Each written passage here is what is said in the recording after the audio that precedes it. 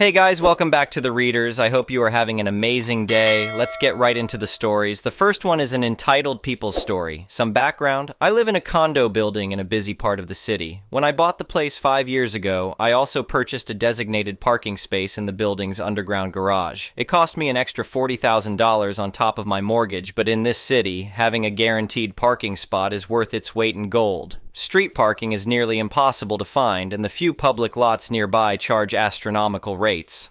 My spot is particularly desirable because it's right next to the elevator and has extra space on both sides, making it easy to get in and out without worrying about door dings. When I bought it, I knew it was a smart investment that would only increase in value over time. Enter Karen. Not her real name, obviously. She moved into the building about 2 years ago, buying a unit on the top floor, one of the luxury penthouses. From day one, she made it clear that she considered herself above everyone else in the building. She would ignore people in the elevator, complain about the slightest noise, and constantly harass the building manager about trivial issues. I generally managed to avoid her until about 6 months ago when she bought a brand new Tesla Model X. That's when our paths crossed, and my parking spot nightmare began. It started with a note on my windshield. "Your spot would be perfect for my new Tesla. I'll give you $25,000 for it. Let me know. Unit 1201. I had no interest in selling, especially not for less than I paid years ago when property values had only gone up. I ignored the note. A week later, there was another one. "I noticed you didn't respond to my generous offer. $30,000 cash for your spot. Think about it." Again, I ignored it. I figured she'd get the hint. The next day, I was heading to my car when the elevator doors opened, and there she was, waiting for me. "Excuse me," she said, stepping in front of me. "I'm the owner of Unit 1201. I left you a couple of notes about your parking spot." "Yes, I saw them," I replied, trying to step around her. "So, what do you think about my offer?" she asked, blocking my path. "I'm not interested in selling," I said plainly. Her face immediately changed. The fake smile disappeared, replaced by a scowl. "Why not? I'm offering good money. I need a spot by the elevator for my Tesla." "I understand, but I'm not selling. I use my spot daily and have no intention of giving it up." "But my spot is all the way in the back corner," she exclaimed, as if this was somehow my problem. "Do you know how difficult it is to maneuver a Tesla back there? Plus, I have to walk past all those dusty cars."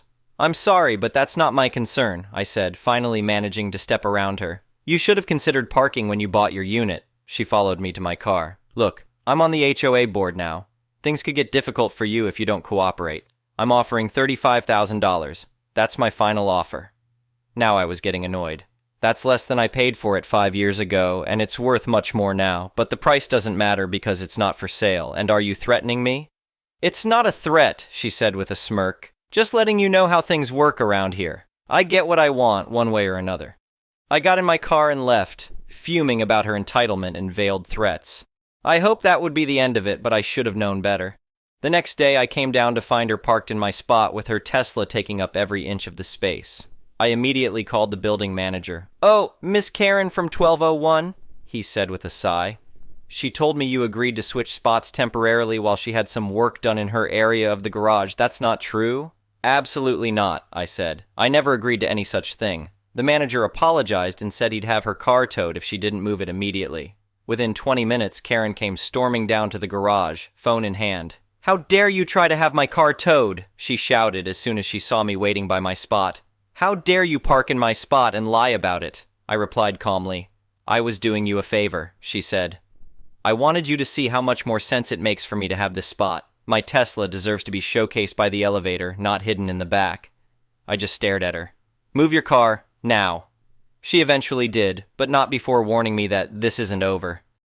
And it wasn't.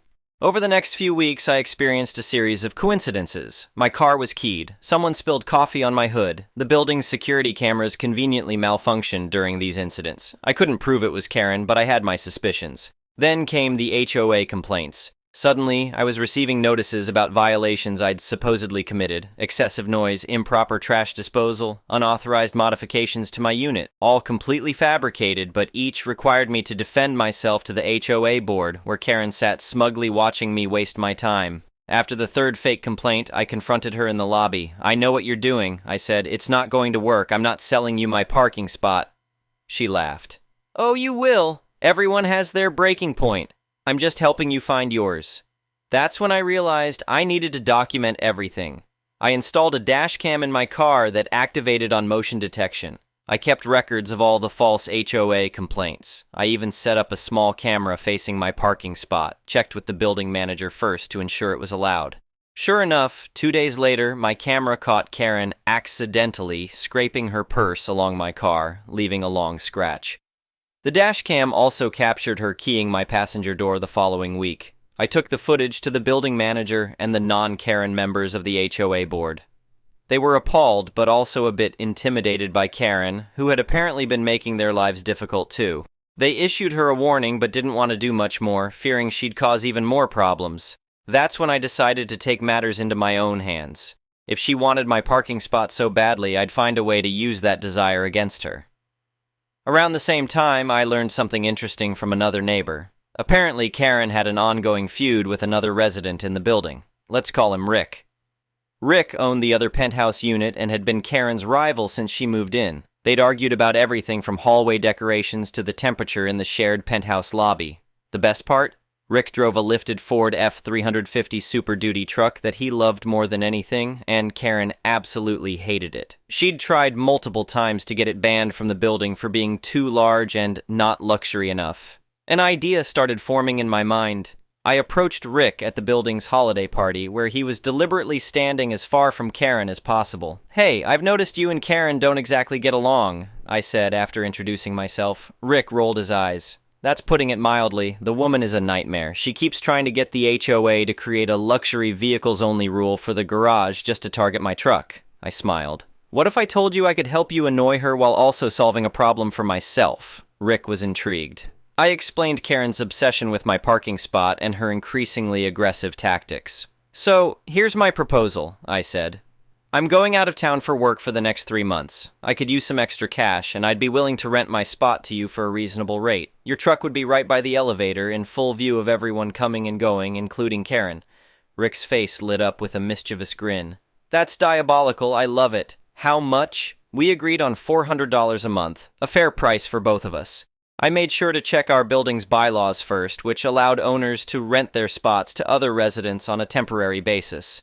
Everything was above board, which made it even better.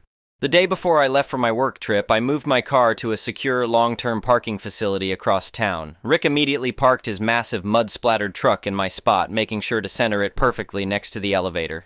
I wish I could have seen Karen's face when she first noticed it, but thankfully, Rick sent me plenty of updates.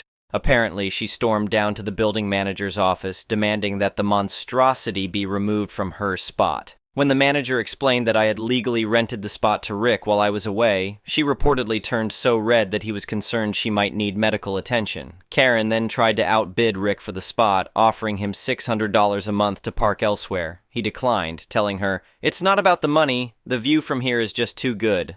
He sent me a picture of her Tesla, now parked in the farthest, dingiest corner of the garage where his truck used to be. Over the next few weeks, Rick kept me updated on Karen's escalating frustration. She tried everything, offering more money, filing bogus complaints with the HOA, even attempting to have building rules changed retroactively to prevent spot rentals. Nothing worked. The more she pushed, the more Rick enjoyed parking his truck there. He even started making sure it was extra muddy after weekend off-roading trips, just to annoy her further. But the real turning point came about 2 months into my absence. Rick sent me a text with a video attachment. "You're not going to believe what she did." The video showed Karen approaching Rick's truck with what looked like a sharp key in her hand. She glanced around furtively, not noticing the security camera, which was now working perfectly since the building had upgraded the system after my complaints. Just as she was about to drag the key along Rick's door, a security guard stepped out of the stairwell. "Miss Karen? What are you doing?" the guard asked.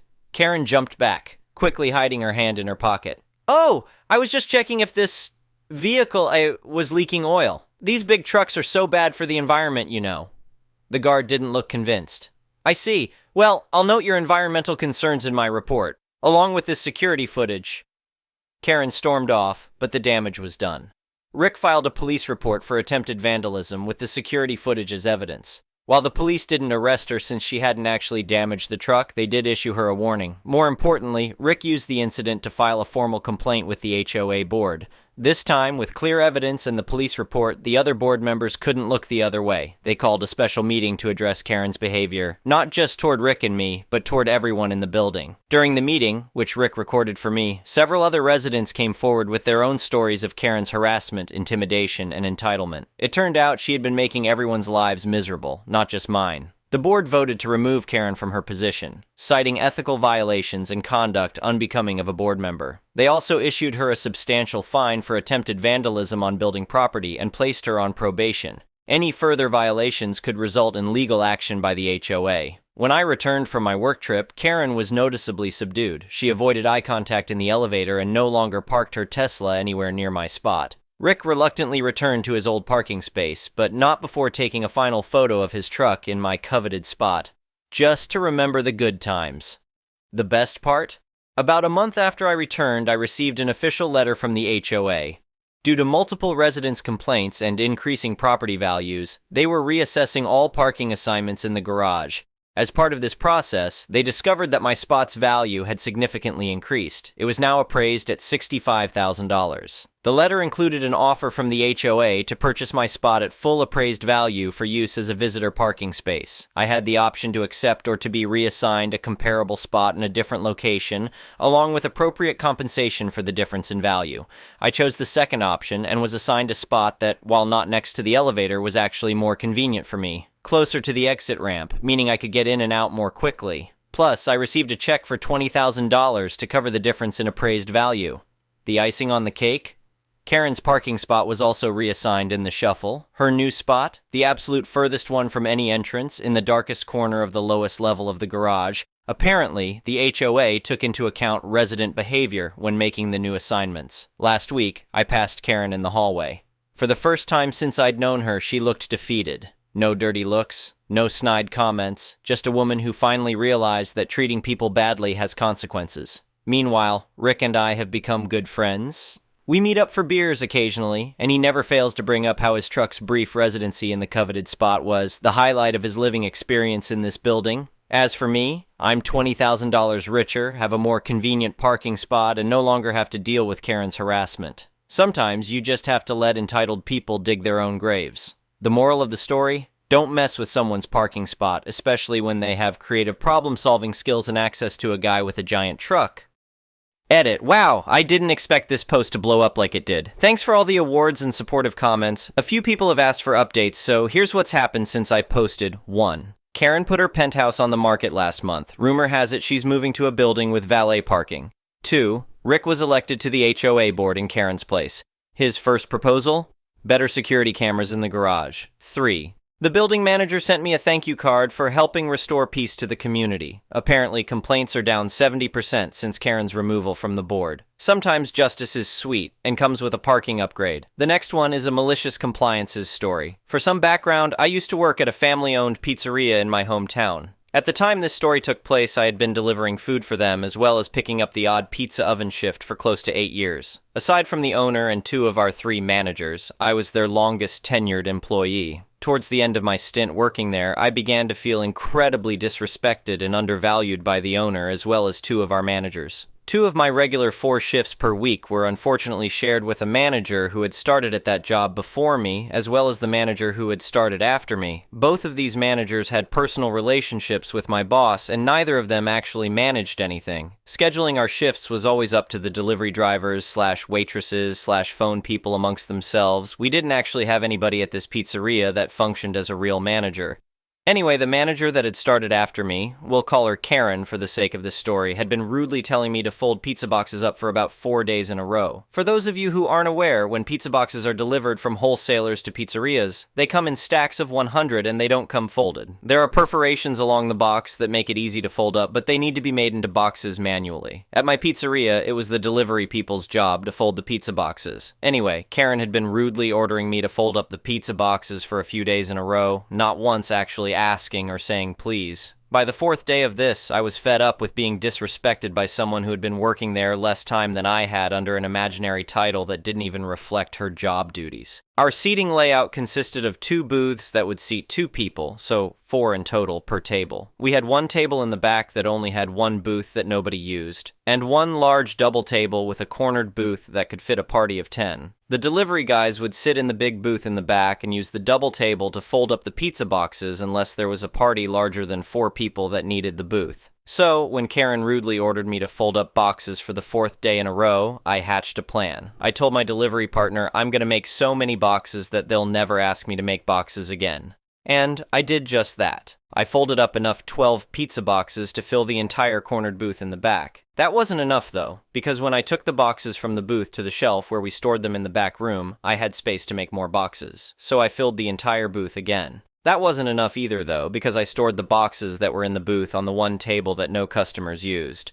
Naturally, since there was more room on the large booth, I filled it up with boxes for a 3rd time, making sure there was no room for any customers to sit. Of course, since my oblivious and unobservant manager didn't notice that I was doing this, apparently she noticed any time I wasn't folding up boxes, I began storing the boxes on top of the table. I managed to cover one of the 2 tables in the back with 9 stacks of boxes before Karen noticed what I was doing and told me to stop. In my defense, I stopped folding the boxes as soon as Karen told me to. Granted, by the time she had noticed what I was doing, there was nowhere for large parties to sit and nowhere else to put the pizza boxes. I lamented the fact that Karen would rather see me come into work and do what was expected of me instead of going above and beyond, and she told me to stop being a smartass. This constant disrespect and underappreciation is what eventually led me to take my talents to another local pizzeria whose owners actually appreciated the work I did.